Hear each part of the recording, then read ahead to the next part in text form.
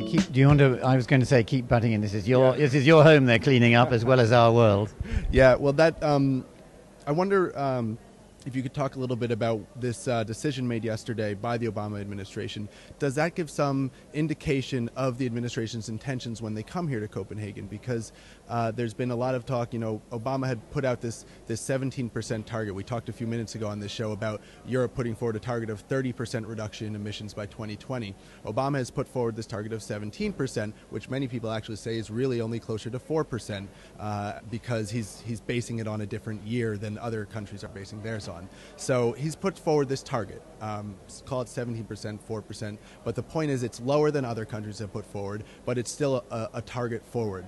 And now he's taken this step with the EPA, but does this show, by him doing this yesterday, that he's ready to step forward and do something beyond 17% and reach what the other countries of Europe, the other developed countries, are doing, or is that a little too early to say? Well, I think that's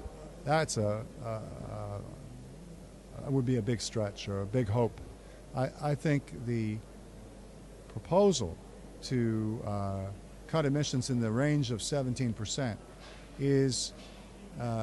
reflects what the House of Representatives, the target that they set in passing this clean energy and climate legislation in June, and it reflects consultations with key members of the Senate, so that they have enough confidence that that kind of a number in that ballpark is achievable from the Senate. Could be a little lower, could be a little higher, but not dramatically so. And I think in evaluating, comparing what the U.S. and other countries are putting forward, for better or worse, over the last 20 years, the U.S. has had a very dynamic economy, a lot of economic growth, and a lot of emissions growth. And so there's a sort of a lot of weight gain that has to be worked off. And this proposal to go 17% below 2005 levels is a very substantial reduction. Could we do more? In our opinion, yes, we could do more. The important thing to recognize, though, is that the legislation just doesn't stop in 2020. It puts in place an enforceable cap to cut emissions every year out through 2050.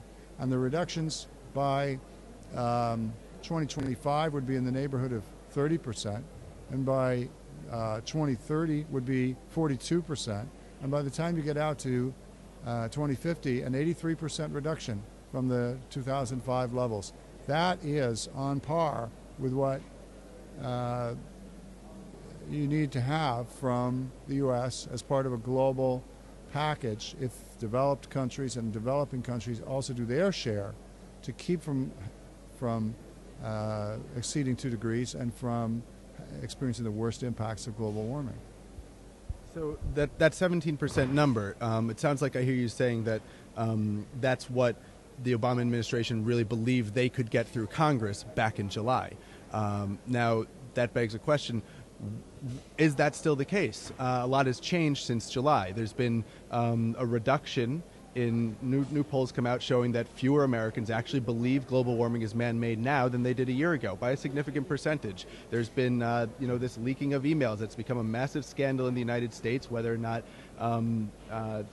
it really reflects the science is an entirely different question. But the point is, it has become a major talking point in the United States. So has the climate in the United States changed, no pun intended, and do you think that there really is still enough momentum to get through this 17% reduction in the U.S. Senate, which is ultimately what's needed? Yeah, I think we can get legislation through the U.S. Senate. Exactly what the final proposal for 2020 would be coming from the Senate, I'm not sure. It could be a range that goes as high as 20% under certain circumstances, depending upon what other countries are doing. There's a proposal from Senator Baucus to adopt a sort of basic level that we'll do unconditionally, and then more that we would do if the president can certify that over the next few years other countries have made commitments and are keeping the commitments that they made. I think that's a very useful dynamic. It's a little bit like the dual target idea that the Europeans have. We'll do 20% on our own, but we'll go higher if other countries pony up. It's kind of a challenge or a matching concept that I think would create a virtuous cycle where countries would do more if others do more. That would be a big change. Now, there's a flap about these emails. The emails don't change anything about what the science really says. They don't change the facts on the ground, the facts in the air, or the facts in the ocean. And the administration has been very vigorously defending the science, including in yesterday's announcement, because the EPA is answering each of these claims. Some of the science issues that were raised in the comment period are legitimate, and others are just, nonsense. But EPA has answered every single comment that came at them. And I think what you get out of this is that the Obama administration is very reliable and very sound on the science, and there's no wavering there. I think the majority in Congress understands the science well enough. So there's some grandstanding going on, and it doesn't make any difference. Point on that. Senator Inhofe says the bill is dead. What do you say? Well, Senator Inhofe's a member of the minority, and he's probably the last person in Congress who would ever vote for this sort of thing. So he doesn't have his predictions are not particularly determinative. What matters is what a coalition of Democrats and Republicans in the Senate can vote for, and what really matters is what the moderates will do, not what people on the far edge of the spectrum like Senator Inhofe are willing to do. Well, somebody said the road to Copenhagen goes through the Senate, which may well be true. And for those of us who are not US, it's sometimes the process is rather mystifying. So I'm going to ask, you wanted to say something? Well, I mean, look what happened. I was part of the US government and the US delegation to Kyoto 12 years ago. And the United States presidency made a commitment, which it turned out it was unable to keep because the Congress, controlled by the other party, was not ready to go along. The president and environmental organizations like ours, we all want to avoid a repeat of that situation. So we want the administration to work this process in a way that they have confidence when they make an international commitment, that they have the backing for it from the Congress.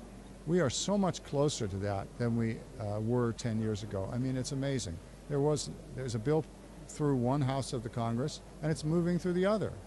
And I think governments and individuals from other countries have the same interest in making sure that if the U.S. makes a commitment in the treaty-making process, that it will be that the Congress will go along with it and implement it at home, because no one wants a repeat of the Kyoto process. Now, it's a shame that that it's stretching out. That there's a lot of parts of this negotiation that are not finished, and so even if the United States had its legislation done, there's a lot of untidy loose ends in this negotiation. But I do think it's very important that we get a positive outcome from Copenhagen that encourages the Senate to go forward. And then if the Senate goes forward, you have encouragement to the administration and to the international process. We want to get to a virtuous cycle where the domestic actions in the U.S. Reinforce the international and vice versa.